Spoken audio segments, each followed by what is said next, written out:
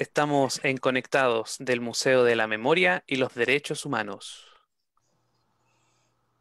Hola, les habla Francisco Esteves, director del Museo de la Memoria y los Derechos Humanos, y tenemos hoy nuevamente este programa que se llama Memorablemente, y es un programa de conversación con personas que han construido memoria en el plano de los derechos humanos, y por eso se llama un diálogo para la memoria. Y particularmente hoy día, o en esta oportunidad, vamos a hablar del deber de recordar. Y tenemos un invitado, bueno, bastante especial para este tema, que es Javier Luis Egaña. Javier Luis Egaña es miembro actualmente del directorio del Museo de la Memoria y los Derechos Humanos, pero tiene una trayectoria bien significativa de la que vamos a conversar. Pero en primer lugar, Javier Luis, bienvenido a Memorable. Buenos días, Francisco. Muchas gracias por la invitación. A tu disposición. Javier Luis, quiero ir directamente al deber de recordar y partir por un momento de quiebre profundo en el país, que fue el golpe de Estado de septiembre de 1973. ¿Qué pasó contigo ese día? Eh, y, ¿Y qué pasó enseguida con la conciencia tuya respecto de este tema que iba a ser tan importante después, que es la defensa de los derechos humanos? Mira, yo creo que pocos saben qué es lo que hice yo el 11 de septiembre. Y cuando uno lo recuerda, tal vez piensa lo irresponsable que fui. Yo estaba casado, tenía un hijo, y esa mañana, cuando el golpe era inminente, vivía cerca mío un muy buen amigo. Yo era abogado del Banco del Estado, él también trabajaba ahí, pero además era presidente de la Asociación de Empleados. Y hablamos por teléfono. Mi citroneta de la época la tenía desarmada en un garage, por lo tanto yo andaba a pie, y le dije, yo te acompaño al banco. En una decisión que cuando uno la mira retrospectivamente se da cuenta que era una locura. Llegamos al banco ya con los primeros baleos que habían en el centro, nos costó llegar, y después, cuando ya se vio que la cosa en el banco no había nada más que hacer, traté de salir por la Galería Antonio Vara e irme por la calle Morandé hacia Mapocho. Pero al llegar a la intendencia ya estaba totalmente bloqueado eso por Carabineros y me obligaron a devolverme, lo cual ya se me complicaba la vida porque las puertas de la galería se habían cerrado y yo quedaba encajonado en Morandé, y la única alternativa que tenía era cruzar hacia Teatinos. No hay que olvidarse que en esos días estaba el hoyo del metro y toda la montaña de tierra que se había sacado estaba coronada con cascos y fusiles de las tropas que apuntaban hacia la Moneda. Crucé, de las pocas cosas, cuerdas que hice fue cruzar caminando tranquilo, porque además tenía un par de puntos 50 en las ventanas de la Moneda apuntando hacia el metro. Llegué hasta Teatino, ahí corrí hacia Valentín Letelier y después ya empezó a sentirse un baleo. Es muy curioso, cuando uno le toca estar en estas circunstancias, siente balas, pero no sabe de dónde vienen por el eco. Hay un eco en el centro increíble. Y con un grupo que cada vez era mayor, corríamos hacia Mapocho, nos metíamos en los edificios cuando venía una balacera mayor. Llegamos a Mapocho y después de muchas peripecias llegué a mi casa, después de pasar por la casa de mis padres como a las 3 de la tarde y haber comprado todos los diarios del día en el kiosco de la Plaza Lo Castillo, que estaba cerrándose. Y desde mi casa se veía perfectamente, no teníamos los edificios que nos tapan ahora, ver cómo los Hawker Hunters bombardeaban la casa presidencial de Tomás Moro. Y ahí empezó, bueno, un periodo muy complejo que todos recordarán. Y tú te vinculaste, porque, a ver, tu relación con la iglesia, en este caso la iglesia católica, es una relación bien antigua.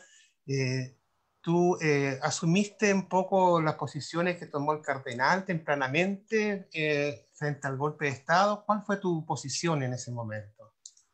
Sí, efectivamente, bueno, yo trabajaba en distintos niveles de la iglesia desde los 5 años que fui acólito, maestro de ceremonia, miembro de juntas parroquiales, y el año, bueno, en lo inmediato, el 73-74, nuestra primera preocupación de un punto de vista familiar fue asilar a 2 hermanos y vincularme con las actividades que estaba realizando la iglesia.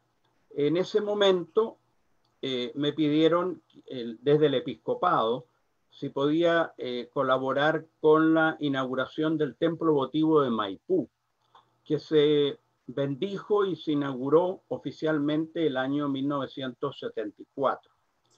Ya había situaciones, porque ese año ya estaba funcionando el Comité Pro Paz, conocía a quienes estaban a cargo y a los sacerdotes que acompañaban, y ya el año 75, finales del 75,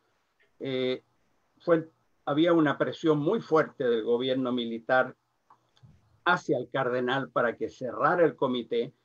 Y llegó un momento en que, como él se negaba, empezaron a detener a funcionarios y ahí el cardenal se vio en la obligación de cerrarlo, pero advirtió que iba a crear una vicaría episcopal que dependería exclusivamente de él, del arzobispo.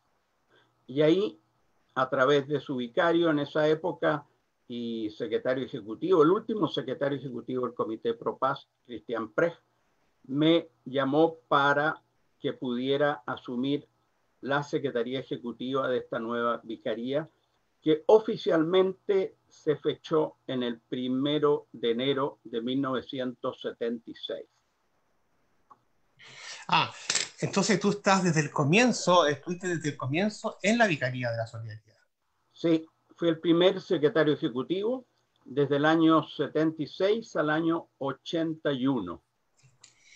Bueno, mira, un buen periodo. Sí, Largo periodo y un periodo muy duro. sí, Muy, claro. El periodo, quizás el periodo más duro de la represión directa desde el Estado. Y ahí, claro, eh, ¿qué empezó a ocurrir con esa vicaría? ¿Por qué se generó tanta confianza de las personas en el rol que esa vicaría estaba jugando? Y a la vez, ¿por qué tanta animadversión? Quizás la respuesta es lógica, pero sería bueno escucharte a ti de parte del gobierno de la época respecto del rol que estaba asumiendo esta vicaría. Mira, respecto de la confianza que podía generar en las personas que estaban siendo afectadas por la represión, encontraron ahí un lugar de acogida y de refugio. Mucha gente comentaba que cruzando las puertas de Plaza de Armas 444, ellos entraban a otra parte, a otro lugar, a otro espacio, donde sabían que no les iba a pasar nada. El drama surgía cuando tenían que salir de ahí. Por eso que generaba un sentimiento, sobre todo en los primeros años, todo el grupo de los familiares de detenidos desaparecidos, que no se reconocían como detenidos desaparecidos, sino que siempre se hablaba de los presuntos detenidos desaparecidos. Ese grupo tuvo acogida como otros. Se hizo el trabajo que empezaba ya a surgir en las zonas episcopales, las zonas territoriales, con los comedores infantiles, las bolsas de trabajo, y lógicamente eso iba generando una confianza en la gente que tenía problemas de que se podía recurrir a esa institución. Por otro lado, evidentemente que al régimen lo que hacíamos era, no le gustaba para nada y presionaban permanentemente al cardenal para que se cerrara. Esto fue desde el primer día y duró todo el tiempo que por lo menos yo estuve ahí y siguió los años posteriores. Ahora, evidentemente, lo que se hacía en términos jurídicos, que muchas veces me lo han preguntado, ¿por qué presentaban recursos de amparo si nunca los acogían? Y hoy día la gente lo valora porque en el recurso de amparo estábamos escribiendo la historia real de este país. Al relatar la persona lo que le había ocurrido, estaba contando esa historia muchas veces desconocida, donde se mostraba un Chile muy distinto al que se mostraba a través de la televisión o de programas de farándula. Era un Chile doloroso, un Chile que sufría, y en cada recurso de amparo iba siendo reflejada esa realidad. En ese sentido, me alegra mucho haber sabido ayer que Roberto Garretón, uno de los abogados más notables de esos años, de los primeros abogados que defendió a personas acusadas en tribunales de guerra, en consejos de guerra.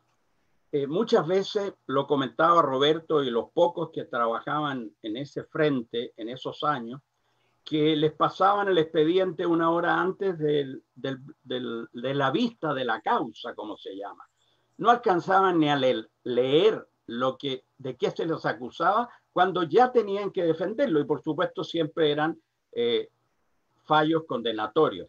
Roberto, en la Fundación de Documentación y Archivo de la Vicaría, lo presentó como candidato al Premio Nacional de Derechos Humanos, y ayer supimos con gran alegría que se le otorgó el Premio Nacional de Derechos Humanos a Roberto Garretón. Me alegra. Y déjame hacerte un paréntesis ahí, porque qué bueno que lo mencionas, te lo voy a preguntar más tarde, pero creo que es muy bueno que lo menciones ahora. También nosotros como museo dimos una carta de respaldo cuando se nos solicitó, y por sus cercanos o familiares, y claramente compartimos la valoración que tú haces, y porque él expresa también, claro, una generación de abogados que se comprometió absolutamente con la defensa de la vida y de la integridad personal. Pero te quería preguntar, Javier Luis, ¿cuándo tú te diste cuenta de que estábamos viviendo como país una cosa tan distinta a la que uno podría imaginar? ¿Cuándo te diste cuenta de la brutalidad de la represión, de lo que significaba como conculcar la más mínima dignidad humana en el sentido de la tortura? ¿Qué pasó contigo en ese momento, cuando te diste cuenta de eso? Mira, fueron años muy difíciles, siempre con la inseguridad que podía pasarle a mi familia. Tuvimos presiones de mucho tipo, llamados permanentes en la noche, gente que llegó a nuestra casa a golpear la puerta a las 2 de la mañana diciendo que venían con un recado urgente de alguna personalidad de la iglesia. Situaciones difíciles, pero felizmente, gracias a Dios, y lo repito, gracias a Dios, Él me cuidó y cuidó a mi familia para que no nos ocurriera nada. Ya cuando uno tenía que ayudar a asilar a hermanos de uno y ver cómo se controlaban esas embajadas, las dificultades que había para hacerlo, el peligro que había de que por algún error pudieran ser baleados aquellos que trataban de entrar a una embajada. Bueno, uno notaba que este país estaba cambiando de una manera brutal, y que lo que se podía discutir antes, hoy día, en esos años, solo se podía imponer. y no había ninguna posibilidad de diálogo.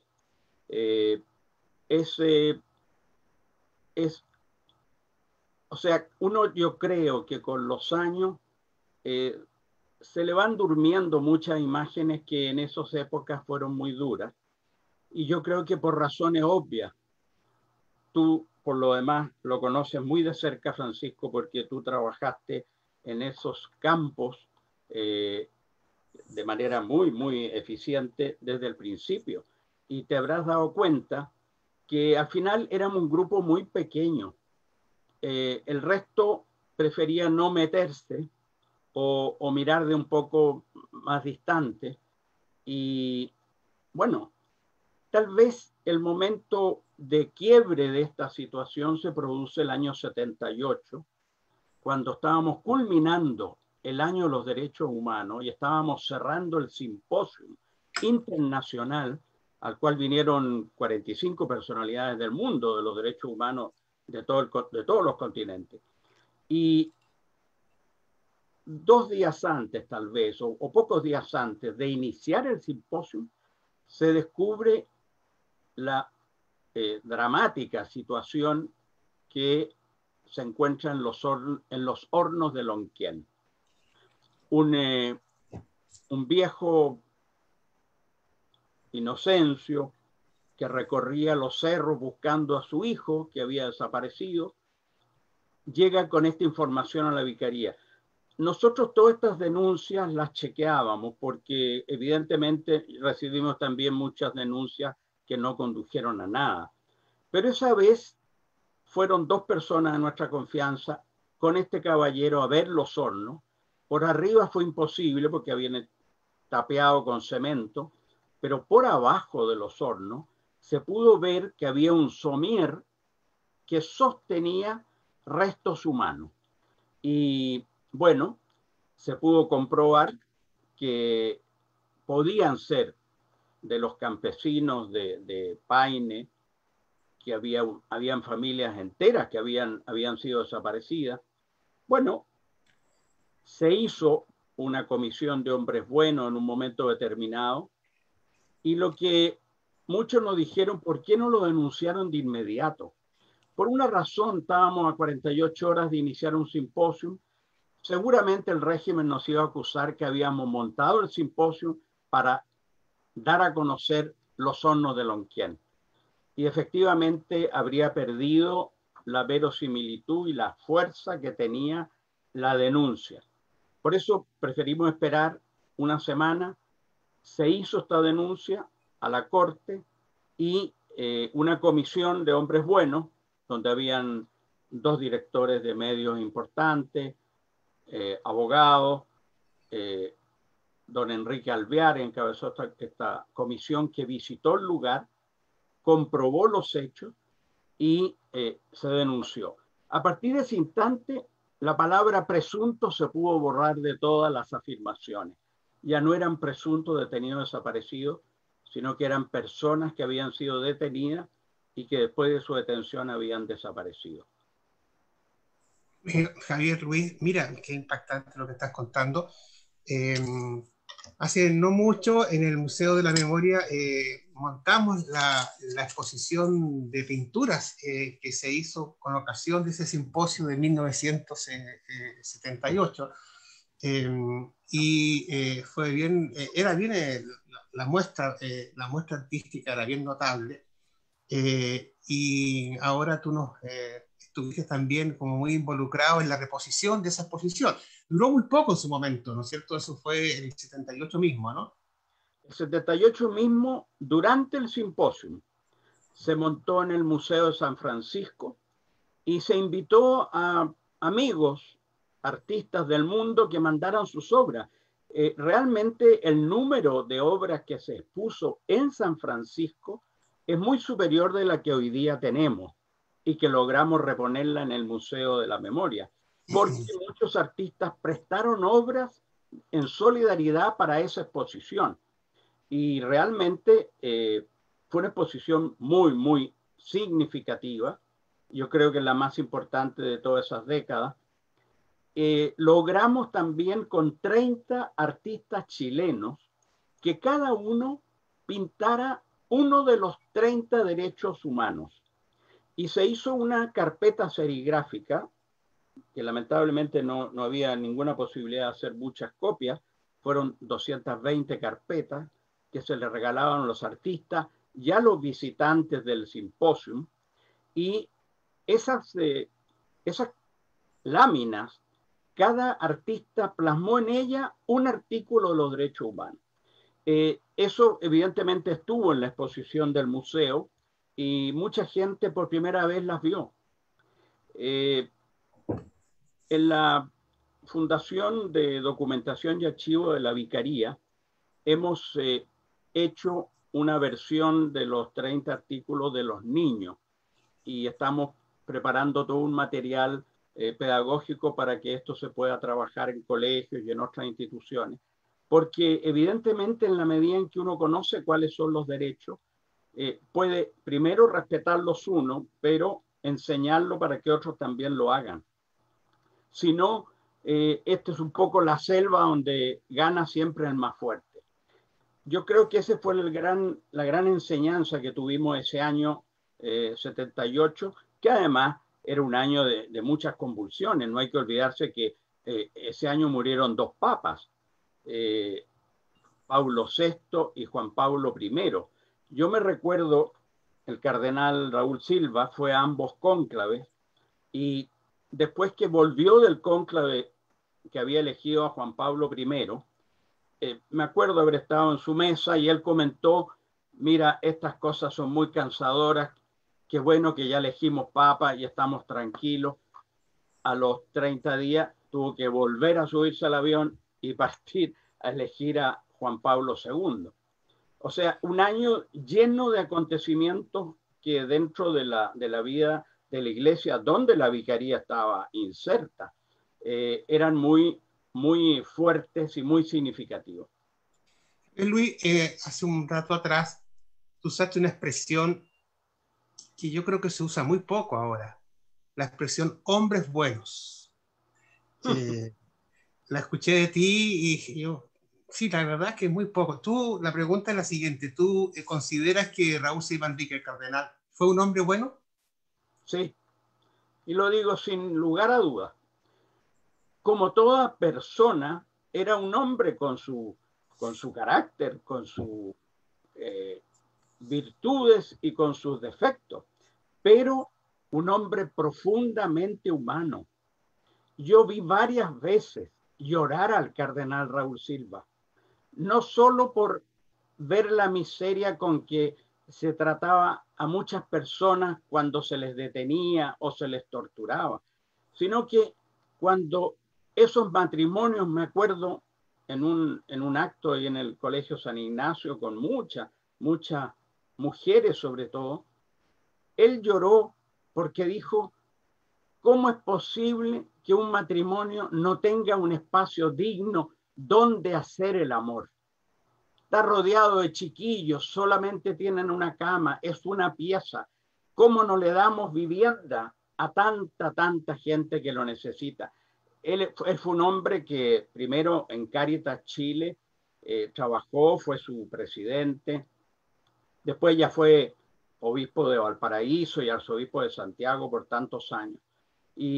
Pero un hombre muy preocupado. Además, esas cosas que uno dice, sí, un hombre que a lo mejor se le veía con los paramentos religiosos, era un rey en su mesa. Él gozaba invitando a cenar o almorzar gente de todo tipo para poder conocer qué es lo que estaba pasando, que le contaran a viva voz qué es lo que estaba ocurriendo.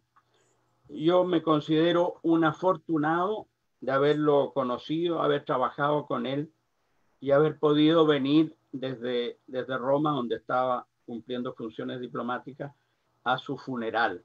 Un funeral en que Chile, después de un buen tiempo, despertó, y eso fue en abril de 1999, y el cardenal fue saludado en su recorrido por las calles final, antes de llegar a su tumba, por un pueblo que sacó ese grito que muchos recuerdan y que hoy día se usa en tantas otras ocasiones.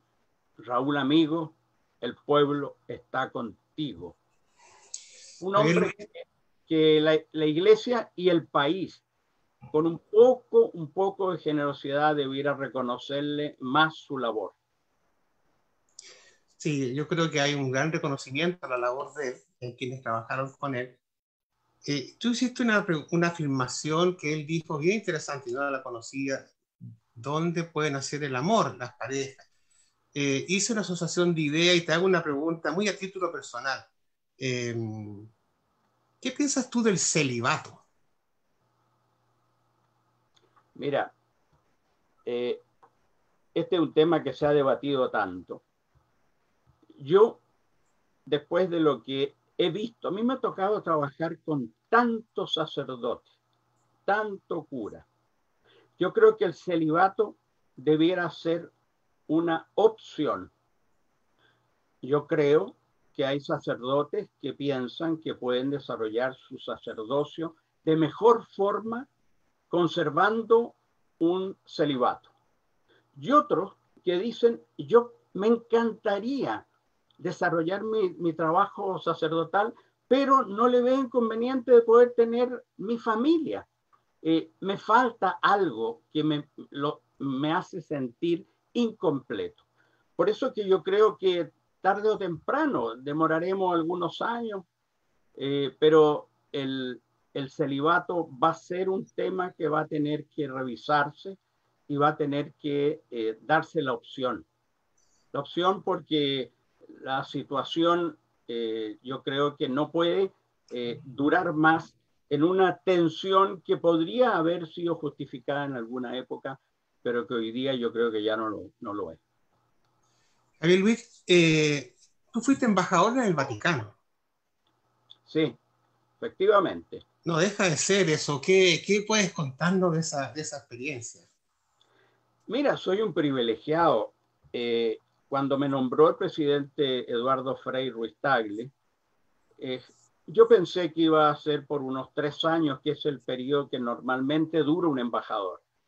Pero con él estuve 5 años y el presidente Ricardo Lagos me confirmó durante el primer año de su gobierno. Después quiso que viniera a trabajar con él y la razón, él en realidad hubiese preferido que apenas entró a la moneda yo estuviera con él en las responsabilidades que él me iba a encargar. Pero nos dimos cuenta conversando que el año 2000 era año santo y había un montón de actividades en Roma donde iban a ir muchas delegaciones de chilenos. Entre ellas, una delegación de 5.000 jóvenes chilenos que fueron al encuentro mundial de la juventud con el Papa, que primero estuvieron en diócesis del norte de Italia y después estuvieron alojados en Roma. Entonces, era preferible que alguien que ya conocía todos los tejemanejes del Vaticano pudiera colaborar con estas delegaciones. Por lo tanto, estuve 6 años de embajador. Me tocó los últimos años de Juan Pablo II. Fue experiencia muy, muy notable. Cuando uno presenta las cartas credenciales, tiene unos minutos. Yo tuve 17 minutos absolutamente solo con el Papa conversando en un español que el Papa domina. Por lo tanto, no era con traductor, nada. Y después, al final, el 16 de marzo del año que nos veníamos, ahí uno va a la visita de despedida, pero asiste a toda la reunión con la familia completa. Cuando uno presenta las cartas credenciales, la familia entra después que uno conversaba con el Papa para sacarse la foto. Pero cuando uno se despide, uno conversa con el Papa.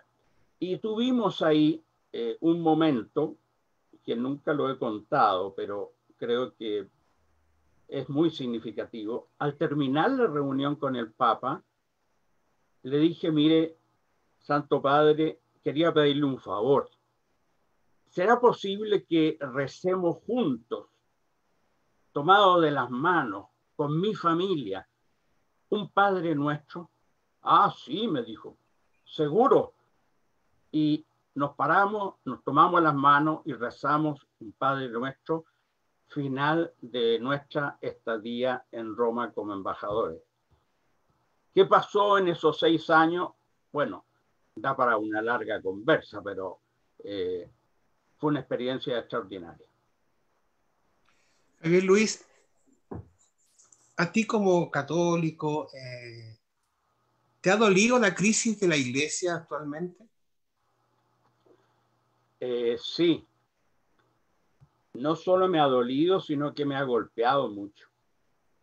Muchos sacerdotes amigos con los cuales trabajé en innumerables partes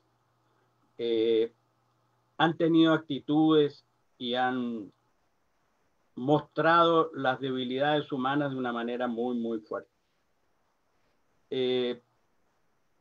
Uno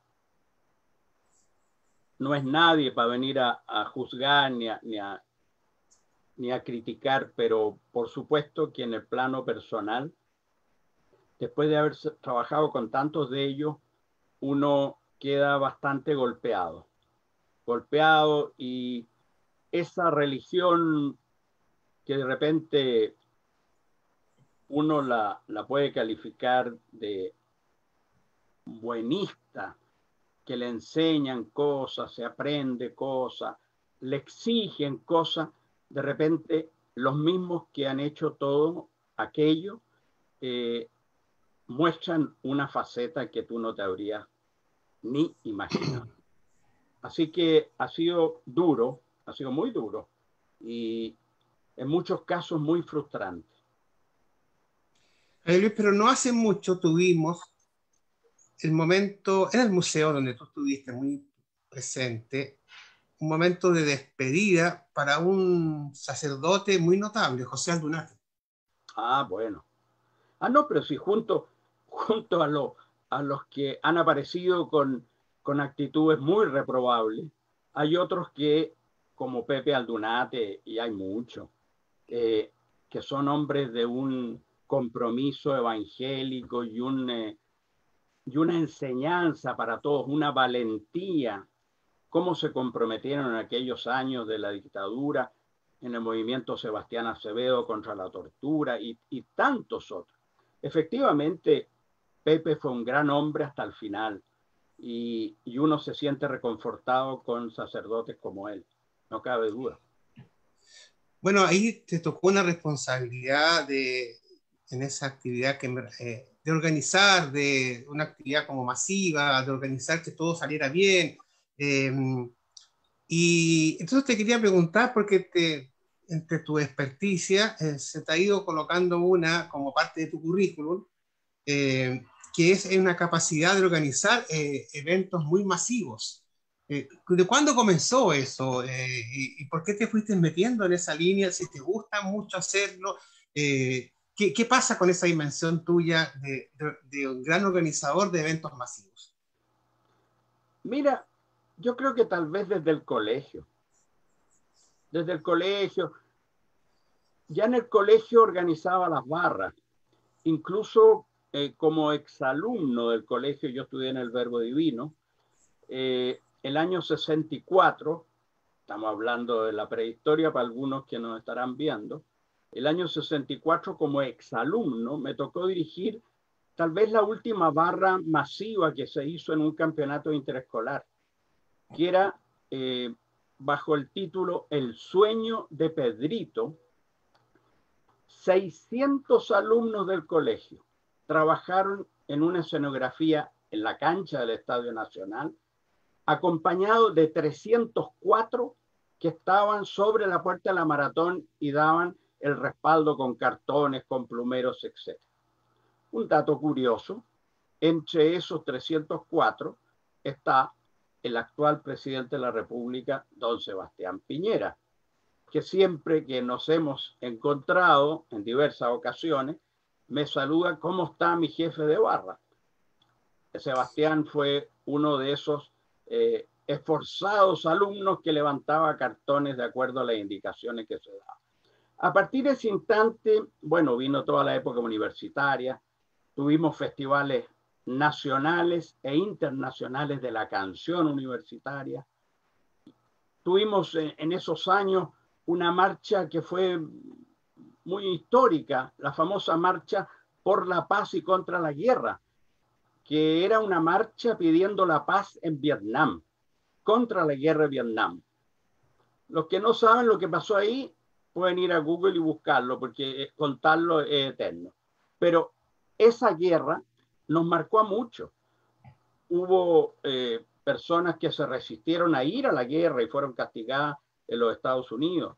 Bueno, y esa sucesión de trabajos de verano, de coordinación de grupos que tienen que llegar a una hora, a un lugar determinado.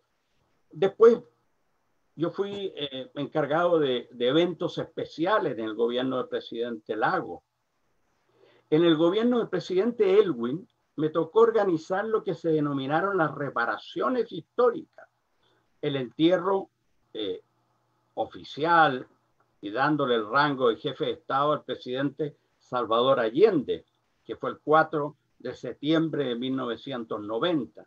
Y después, como eso resultó bien, todos los funerales que siguieron, lógicamente me caían.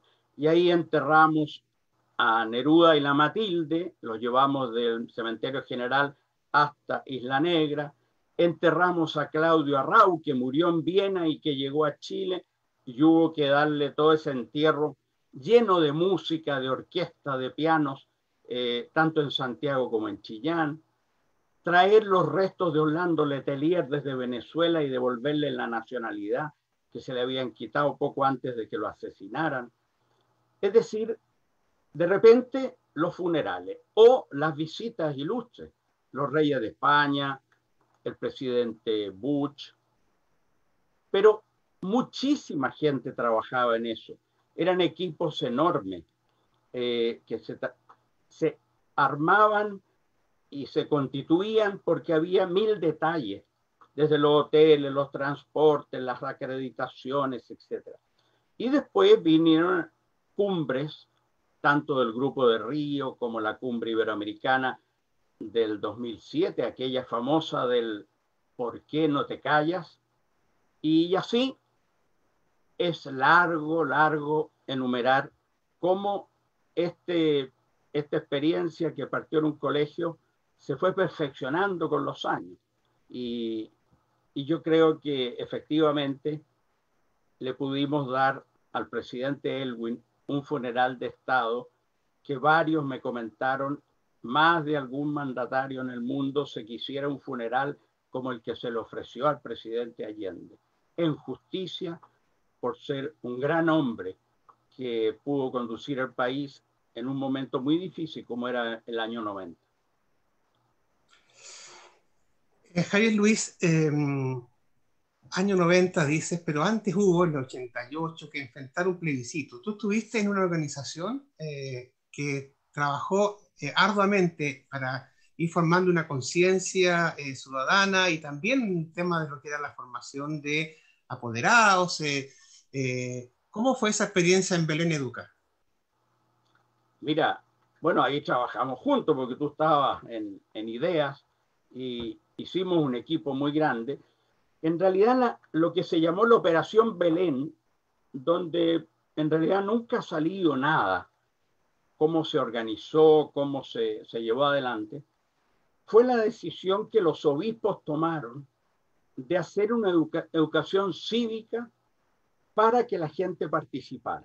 No hay que olvidarse que en esa época no habían registros electorales y se organizó un comité de las elecciones libres para pedirle a la gente que se inscribiera en los registros electorales. La discusión era obvia. Oye, nunca un dictador ha perdido un plebiscito que lo organiza, así que esto va a ser una tontera, vamos a perder el tiempo y no va a pasar nada. Pero poco a poco la gente se fue convenciendo que si por lo menos se inscribían 7 millones de chilenos, era muy difícil que ganara Pinochet ese plebiscito. Entonces las diócesis, y eso lo organizaba este grupo que se llamó Belén, además el nombre Belén es una curiosidad, Uno dirá, ¿por qué le pusieron Belén? Por una razón.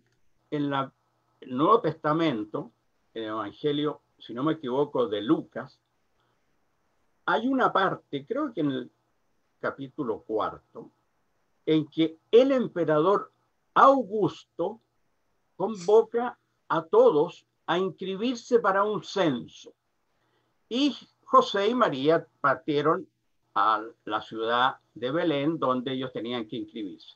Y eso nos permitió iluminar los letreros, los afiches, todo muy católico y todo muy evangélico, para decir Operación Belén.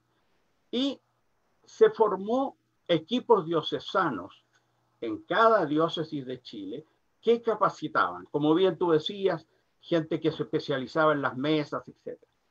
Participó un equipo enorme para el año 88 y también para el 89, donde había uno, por ejemplo, que encabezaba un gran matemático, Eduardo Engel, que hizo algo notable. Hay que pensar que como no habían mesas históricas de elecciones, no era posible saber cómo se comportaba en una votación una mesa. Y había que imaginarse, porque la gente se inscribió en la mesa que quiso, cómo se iría a comportar los electores. Y Eduardo hizo un estudio increíble y seleccionó 660 mesas en Chile. Dijo, teniendo esos resultados yo puedo hacer una proyección. Y tuvimos 660 apoderados de mesa, que lo único que interesaba a nosotros era que tomara en sus manos el resultado, corriera a la sede diocesana y lo mandaran por fax. No hay que olvidarse que no habían celulares, no había otros elementos, por fax a Santiago. Y esto llegaba, se procesó y nosotros teníamos una proyección del resultado del plebiscito muy temprano. Lo mismo nos ocurrió en el año 89, que repetimos el ejercicio, dado que había resultado muy bien. Esa operación la hicimos en mucho silencio, con un trabajo muy cuidadoso, porque no queríamos que se reventara o se acusara a la iglesia de hacer política. Y tanto es así que nos ha costado encontrar las carpetas con todo el material, porque era tan secreto y había que guardarlas tan cuidadosamente, que varios de los que trabajamos en el equipo central, por lo menos, no hemos encontrado nuestras carpetas de la Operación Belén. Pero hemos podido reconstruirla, por lo menos. Y ahí hay que reconocer, es bien paradojal, pero hubo una persona que era oficial del régimen, no del régimen, pero sí del Estado, que fue bien relevante y que jugó un papel bien de transparencia y que hay que reconocerlo, que es quien era el director del servicio electoral de la época, Juan Luis, Juan No Luis era García. García, claro. Claro. No, Juan Ignacio. Juan Ignacio. Juan Ignacio García, gran tipo. Nosotros nos reunimos muchas veces con él y él nos animaba, nos decía, por favor, sigan. La única ventaja que puede tener para Chile es que este plebiscito sea muy transparente y su resultado sea indiscutido por la gente. Porque si no, se puede crear un problema muy serio. Y él trabajó mucho para que ese plebiscito y las elecciones sucesivas fueran extraordinariamente limpias y muy bien hechas. Así que justo homenaje y recordatorio que hace de Juan Ignacio García. Juan Ignacio, sí, Juan Ignacio García. Bueno, Javier Luis, estamos casi cumpliendo la hora de esta conversación muy interesante. El deber de recordar nos ha ayudado tú a esto de entender que el deber de recordar es algo que tiene que ver con la historia, pero también tiene que ver con los valores y con la ética. Y entonces, bueno, el museo tiene esa responsabilidad y me parece muy bueno que, estando tú en su directorio, ayude al museo a cumplir con este desafío que tiene el deber de recordar. De hecho, ahora que el museo cumple 10 años, su emblema o su lema es el deber de recordar y el derecho a la memoria. De manera que, Javier Luis, te agradezco esta conversación tan histórica y tan apasionante que tiene que ver con lo que ha sido tu trayectoria de coherencia en la defensa de los derechos humanos. Te agradezco mucho la invitación y te felicito por el trabajo que estás haciendo. Realmente no es fácil poder tener a veces todos los recursos que el museo desea tener para poder llevar adelante tantas iniciativas, pero tú has sabido darle la serenidad y el empuje a una actividad que sin duda es ejemplo en muchas naciones de América Latina y del mundo. El museo es reconocido en el mundo como una institución muy señera en el campo de la memoria y de los derechos humanos. Así que mucho ánimo y te agradezco mucho este instante de grata conversación. Ya, le transmito lo que acabas de decir a todas las personas que trabajan en el museo, sin lo cual no podríamos hacer lo que se está haciendo. Y nuevamente gracias, Javier Luis, porque, bueno, contigo el deber de recordar se constituye en una práctica también educativa, de formación, insisto, de formación ética en derechos humanos. De manera que llegamos hasta acá hoy día con este programa memorablemente y nos vemos en una próxima oportunidad.